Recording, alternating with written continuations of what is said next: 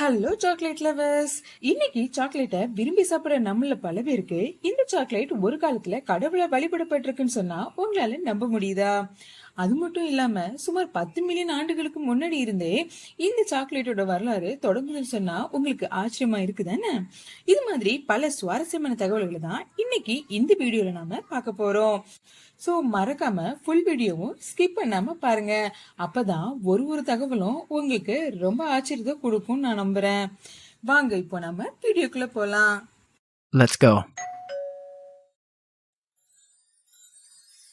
Cocoa முதல்ல Olmecs எனப்படும் இன மக்களால தான் கண்டுபிடிக்கப்பட்டிருக்கு.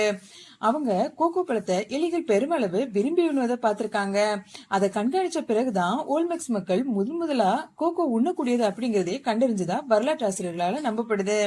அதுக்கு பின்னாடிதான் கோகோ மரத்துல இருந்து கிடைக்கக்கூடிய பலவிதமான நன்மைகளை உணர்ந்து கோகோ பழம் உற்பத்தி செய்யணும் அப்படிங்கறதே உணர்ந்தாங்களாம். கிமு 1500 முதல் 400 நூற்றாண்டை சேர்ந்த ஓல் மக்கள் தான் சாக்லேட்டை முதல்ல பானத்தின் வடிவத்துல உட்கொண்டவங்க. இன்னைக்கு நம்ம குடிக்கிற ஹாட் சாக்லேட் அன்னைக்கு அன்னைய மக்களால பயன்படுத்துவதை விட மிகவும் வித்தியாசமா இருந்து சொன்னா உங்களால நம்ப முடியுதா? ஆமாங்க, அன்னைக்கு கோகோவோட மிளகாய் தூள் மற்றும் பிற மசாலா பொருட்களை கலந்து சூடா ஹாட் சாக்லேட்டா குடிச்சிருக்காங்க. ஹாட் சாக்லேட் ட்ரிங்க் நிஜமாவே ஒரு காலத்துல ஹாட்டா தான் இருந்திருக்குன்னு இதுல இருந்து தெரிஞ்சுக்கோங்க. கோகோ பீன்ஸை நல்லா நசுக்கி தண்ணீர் கலந்து மசாலா, மிளகாய் மற்றும் மூலிகைகள் சேர்த்து பருகியிருக்காங்க. ஓல்மெக்ஸ் இன மக்கள் வாழ்ந்த இடத்துக்கு அருகில அதிக அளவு மிளகாய் பயிரிடப்பட்டிருக்கு. அது கூட ஒரு காரணமா இருக்கலாம்னு சொல்லப்படுது. இதுக்கு பின்னாடி கிமு 600ல மாயன்களும் கிபி 400ல ஆஸ்ட்ரக்குகளும் கோகோவை பயிரிடுவதற்கான முறைகளை உருவாக்க தொடங்கியிருக்காங்க. மாயாக்கள் இந்த ட்ரிங்க சூடாவும், ஆஸ்ட்ரக்கள் இந்த ட்ரிங்க குளிர்ச்சியாவும் குடிச்சிருக்காங்க. இந்த பகுதி மக்களால கோகோவா வலிமை அடையாளமா மாயங்கள் மற்றும் ஆஸ்ட்ரிக்குகளால் உருவாக்கப்பட்ட இந்த ஹாட் சாக்லேட் ட்ரிங்க் உயர் வகுப்பு பிரிவினரால் எப்பொழுதும் பாமர மக்களால் எப்பொழுதாகவும் பயன்படுத்தக்கூடிய ஒரு பானமா இருந்திருக்கு. பண்டைய ஹாட் சாக்லேட் ட்ரிங்க் குணப்படுத்த தன்மை கொண்டதாக இருந்திருக்கிறது அப்படிங்கிறது குறிப்பிடத்தக்கது. தியோபிரமா கோகோ அல்லது கொக்கோ மரம் என்று அழைக்கப்படும் கோகோ சுமார் 10 மில்லியன் ஆண்டுகளுக்கு முன்னாடியே பூமியில் இருந்ததாக சொன்னால் நம்ப முடியுதா உங்களால? தியோபிரமா அப்படின்னா தெய்வங்களின் உணவு அப்படின்னு பொருளாம்.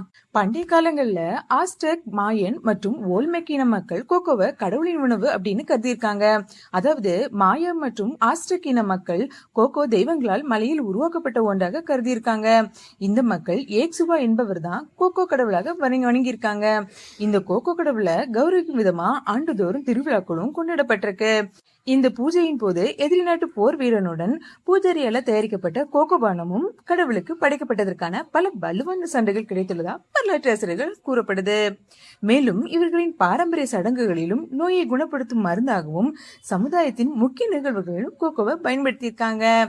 குறிப்பா சொல்லணும் அப்படின்னா புதிதா பிறந்த குழந்தைகளுக்கான ஞான ஸ்நான நிகழ்வுகள் மற்றும் திருமணம் போன்ற வைபவங்கள்ல சாக்லேட் சடங்கு நடத்தப்பட்டிருக்கு. அது எப்படி சாக்லேட் சடங்கு செஞ்சிருந்தாங்கன்னு யோசிக்கிறீங்க? வாங்க சொல்றேன். குழந்தையின் ஞான ஸ்நான சடங்குகள்ல கோகோவை பூக்களோட சேர்த்து அரைச்சி அந்த கலவைய குழந்தையோட உடல் முழுவதும் தேய்த்து அதுக்கு பின்னாடி சுத்தமான தண்ணீரை கொண்டு சுத்தம் செஞ்சு அந்த சடங்கை நடத்தியிருக்காங்க. திருமணத்துல கோகோவோட சோள மாவையும் சேர்த்து அரைச்சி அதனை ஒரு மண் பாத்திரத்துல வச்சு திருமணம் தொடர்பான சடங்குகளை பயன்படுத்தியிருக்காங்கன்னு ஆராய்ச்சியாளர்களால் சொல்லப்படுது. புனிதமான தாவரமா கருதப்பட்ட கோகோ நாணயமாக பயன்படுத்தப்பட்டதற்கான ஆதாரங்கள் கிடைத்ததா சொல்லப்படுது. அதாவது அன்னைக்குள்ள காலத்துல 100 கோகோ பீன்ஸ் கொடுத்தா ஒரு வான்கோழியை விலைக்கு வாங்கலாமா? சில சமயம் 100 கோகோ பீன்ஸுக்கு ஒரு முயலும் மற்ற சில பொருட்கள் கூட வாங்கலாம்னு சொல்லப்படுது. இந்த மக்களால கோகோவினால சுமார் 300 வகையான மருத்துவ பயன்கள் இருப்பதாக கூறப்பட்டாலும் அது குறித்து ஒரு சில எச்சரிக்கைகளும் குறிப்பிடப்பட்டிருக்கதா சொல்லப்படுது. இந்த மக்கள் கோகோவின் மரப்பட்டைய வயிற்று வலி குறைக்கவும், கோகோவை தீக்காயம், மூச்சுக்குழாய் அலர்ஜி மற்றும் வெட்டுக்களை சரி செய்யவும் பயன்படுத்தியிருக்காங்க. இலைய வெளிப்புற கிருமி நாசினியாகவும் பயன்படுத்தப்பட்டிருக்கு. கோகோவின் பழங்களை சாப்பிடுவதன் மூலமாக எளிதான குழந்தை பிறப்பு ஏற்படும் அந்த மக்களால நம்பப்பட்டிருக்கு. ஆஸ்ட்ரக்கு மற்றும் மாயன் இனங்கள் கோகோவை பயன்படுத்தியதற்கான தொல்பொருள் சான்றுகள் குறைவா இருந்தாலும் இது தொடர்பாக சித்திர மற்றும் உருவ சான்றுகள் கணிசமாக அளவில் கிடைத்துள்ளதா கூறப்படுது. இதன் மூலம் மெசோஅமெரிக்காவின் பண்டைய நாகரிகத்துல கோகோ மரம் சடங்கு, மருத்துவம் மற்றும் ஆன்மீக ரீதியில் முக்கியத்துவம் வாய்ந்த ஒன்னா இருந்திருக்கு அப்படிங்கறத நாம தெரிஞ்சுக்கலாம். சடங்குகள்ல ஆண்கள் மற்றும் அரச குடும்பம் மட்டும்தான் திரவமா இந்த பானங்களை எடுத்துக்கொள்றதுக்கு அனுமதி இருக்கு. கோகோ துறவிகள் மற்றும் பிரபுக்களின் இறுதி சடங்குகளிலும் காணிக்கையாகவும் பயன்படுத்தியிருக்காங்க. அதாவது சடங்குகளில் கோகோ பரிமாறப்படும் நபர்கள் உயர்ந்த அந்தஸ்து பெற்றவர்களாக கருதப்படும் நிலை இருந்திருக்கு. ஆனா போதை தரும் உணவாக கருதப்பட்ட இந்த கோகோ ட்ரிங்க் பெண்களுக்கும் குழந்தைகளுக்கும் தடை செய்யப்பட்ட உணவா இருந்திருக்கு. அது மட்டும் இல்லாம ஆஸ்ட்ரக் வீரர்களை போரின் போது உற்சாகப்படுத்தவும் பயன்படுத்தியிருக்காங்க. காலப்போக்கில மக்கள் பல்வேறு இடங்களுக்கு இடம்பெயர்ந்தனால கோகோவின் உற்பத்தி முன்னேற தொடங்கியிருக்கு. ஆனா பானத்தின் நுகர்வு உயர் வகுப்பினருக்கும் போரின் போது வீரர்களுக்கும் மட்டுமே அளிக்கப்படுவதாக இருந்திருக்கு. இவருக்கு பின்னாடி பல இடங்கள்ல சுற்றுப்பயணம் மேற்கொண்ட கிறிஸ்டோபர் கொலம்பஸ் அவங்களால ஸ்பெயின் நாட்டுக்கு கொக்கோ பீன்ஸ் கொண்டு வரப்பட்டதா கருதப்படுது. இவங்களுக்கு பின்னாடி கிட்டத்தட்ட 15ஆம் நூற்றாண்டுல கொலம்பஸ் ஐரோப்பாவிற்கு கொக்கோ அறிமுகப்படுத்தியதாகவும் நம்பப்படுது. கசப்பான மற்றும் காரமான சுவை இருந்ததுனாலதோ என்னவோ கொலம்பஸ் மற்றும் அவரை சார்ந்தவங்களுக்கும் இந்த சாக்லேட்டோட டேஸ்ட் பிடிக்கவே இல்லை. கொக்கோ பீன்ஸ் முதல்ல வெளி உலகத்துக்கு அறிமுகப்படுத்தப்பட்ட போது கொக்கோ பீன்ஸை யாருமே கண்டுக்கவே இல்லை.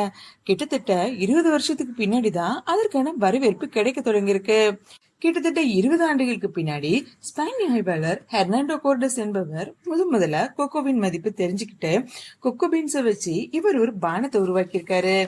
இந்த பானம் ஐரோப்பிய மக்களிடையே மிகவும் பிரபலமடைய தொடங்கியிருக்கு. மக்களிடமிருந்து வந்த பெரும் வரவேற்பு காரணமா அந்த அரசு இந்த கொக்கோ பானத்திற்கான வரி மிக அதிக அளவில் விதிச்சிருக்காங்க. சமுதாயத்தின் உயர் வகுப்பு பிரிவினரா மட்டுமே உபயோகப்படுத்தப்படும் விதமா பிரத்யேகமா கொக்கோ ட்ரிங்க் இருந்திருக்கு. அதுக்கான ஆதாரங்கள் நிரூபிக்கப்பட்டிருக்கதா ஆராய்ச்சியாளர்களால சொல்லப்படுது. பின்னாட்கள்ல அமெரிக்காவிற்கு குடிபெயர்ந்த ஸ்பானியர்களால மசாலா கலந்த சாக்லேட் பத்தின ரகசியத்தை தெரிஞ்சிருக்க முடியல. அதனால அவங்க மசாலா பொருட்களை நீக்கிட்டு அதுக்கு பதிலா இனிப்பு தொடர்பான பொருட்களை சேர்த்து சாக்லேட் ட்ரிங்க பயன்படுத்த தொடங்கியிருக்காங்க. பூர்வீக பழங்குடியினருக்கு எதிரான வெற்றிகரமான போர் மற்றும் ஆஸ்டெக் நாகரிகத்தின் வீழ்ச்சியை தொடர்ந்து ஐரோப்பாவுடன் லாபகரமான வர்த்தகத்தை வளர்க்கும் நோக்கத்தோட ஸ்பெயினின் கார்டெக்ஸ் சாகுபடி முயற்சிகளை மேற்கொண்டிருக்காரு. 1585ஆம் ஆண்டுதான் முதல்ல கொக்கோ பீன்ஸ்கான வர்த்தகம் தொடங்கப்பட்டிருக்கு. இதன் விளைவாக சாக்லேட் கடைகளும் நிறுவப்பட்டிருக்கு. கிட்டத்தட்ட ஒரு நூற்றாண்டுக்கு மேலா கொக்கோ பத்தின தகவல்களை ஸ்பானியர்கள் ரகசியமாவே வச்சிருக்காங்க. இதுக்கு பின்னாடி அதாவது 1615ஆம் ஆண்டுல ஸ்பெயினின் 2வது பிலிப்பின் மகள் ஆனோ பிரான்ஸ் நாட்டின் 13ஆம் லூயியை திருமணம் புரிஞ்சிருக்காங்க. இந்த திருமணத்தின் மூலமா கொக்கோ பத்தின ரகசியம் பிரான்ஸ் நாட்டுக்கும் பரவ தொடங்கியிருக்கு. கொக்கோவின் ரகசியத்தை தெரிஞ்சுக்கிட்ட 13ஆம் லூயி கொக்கோவை பரிசா ஸ்பெயின் நாட்டுல இருந்து எடுத்துக்கிட்டாராம். இதுக்கு பின்னாடி சாக்லேட் பானங்கள் குடிக்கிறது அப்படிங்கிறது பிரான்ஸ் நாட்டோட நாகரிக போக்கா மாறிடுச்சான். இதன் விளைவா கொக்கோ பத்தின தகவல்கள் ஐரோப்பா முழுவதும் பரவ தொடங்கியிருக்கு. 1828ஆம் ஆண்டு டச்சுக்காரரான கோயன்ராடு வேன் ஹியூன் என்பவரால கொக்கோவில இருந்து வெண்ணையும் கொக்கோ பவுடரையும் பிரிச்சு எடுக்கிறதுக்கான முறையை கண்டுபிடிச்சிருக்கிறாரு. இந்த முறையினால கொக்கோ பட்டரு அப்புறம் கொக்கோ பவுடர்னு 2 விதமான பொருட்கள் கிடைச்சிருக்கு. கொக்கோ பவுடரை வச்சு இவரு ஒரு பானத்தை உருவாக்கியிருக்காரு. அதாவது இவரோட ஸ்டைல்ல ஒரு பானத்தை உருவாக்கியிருக்காரு. மேலும் அதிகமான கொக்கோ பவுடரோட சர்க்கரையை கலந்து சேர்க்கறது மூலம் சாக்லேட்டும் உருவாக்கியிருக்காரு. இந்த சாக்லேட் தான் பின்னாட்கள்ல வர்த்தகத்துல புரட்சியை ஏற்படுத்தி இருக்கு. காலப்போக்குல இந்த கொக்கோவோட வடிவம் பல முறைகள்ல மாற்றப்பட்டிருக்கு. இதுக்கு பின்னாடிதான் சாக்லேட் பார் வடிவத்திலையும் வர தொடங்கியிருக்கு. அதாவது 1830ஆம் ஆண்டு கிரேட் பிரிட்டன்ல தான் முத சாக்லேட் பார் ரெடி பண்ணிருக்காங்க. அதே ஆண்டு ஸ்விஸ் மார்க்கெட்ல மில்க் சாக்லேட்டையும் இன்ட்ரோடியூஸ் பண்ணிருக்காங்க. இதுக்கு பின்னாடிதான் சாக்லேட் வித் ஹேசல்நட் அப்படிங்கறது எல்லாமே வர தொடங்கியிருக்கு. உங்களுக்கு தெரியுமா மக்களே, சாக்லேட்டன் முத ஏற்றுமதியாளர் யாருன்னா ஸ்பெயின் நாடு தான். 1880ல பார்சிலோனியால ஃபர்ஸ்ட் சாக்லேட் ஃபேக்டரி இவங்க தொடங்கி இருக்காங்க. போர்ச்சுகல் மற்றும் ஸ்பெயின் நாடுகள்ல முதல்ல மருத்துவ நோக்கத்திற்காக தான் கொக்கோவை பயன்படுத்தியிருக்காங்க. கொக்கோவில நோயை குணப்படுத்தும் மற்றும் நோய் வராமல் தடுப்பதற்கான பண்புகள் இருப்பதாக பண்டைய மற்றும் நவீன மருத்துவ இதழ்கள்ல ஆவணப்படுத்தப்பட்டிருக்கு. எண்டுல ஒரு ட்விஸ்ட் வைக்கலாமா? அதாவது இந்த கொக்கோ பீன்ஸ் அந்த காலத்துல அதாவது ஆஸ்ட்ரிக் எல்லாம் பயன்படுத்தின காலத்துல பாலுணர்வை தூண்டக்கூடிய ஒரு பொருளாவும் பயன்படுத்திருக்காங்க. என்ன ஷாக்கிங்கா இருக்கா? என்னங்க அன்னைக்கு மாதிரி ஹாட் சாக்லேட் ட்ரிங்க ஹாட்டாவே கொடுத்தா இன்னைக்கு நீங்க சாப்பிடுவீங்களா? உங்ககிட்ட sweet cocoa drink hot cocoa ட்ரிங்க்னு 2 சாய்ஸ் கொடுத்தா நீங்க எதை சூஸ் பண்ணுவீங்கன்னு கமெண்ட் பண்ணுங்க. அப்புறம் இந்த தகவல்கள் பத்தின உங்களோட ஃபீட்பேக்ஸ மறக்காம எனக்கு சொல்லுங்க. நீங்க இன்னும் நம்ம சேனலை சப்ஸ்கிரைப் பண்ணல அப்படின்னா தயவு செய்து சப்ஸ்கிரைப் பண்ணுங்க. ஏன்னா உங்களோட இந்த சப்ஸ்கிரிப்ஷன் தான் எனக்கு அடுத்த வீடியோ போட மோட்டிவேஷனா இருக்கும். பாய் மக்களே.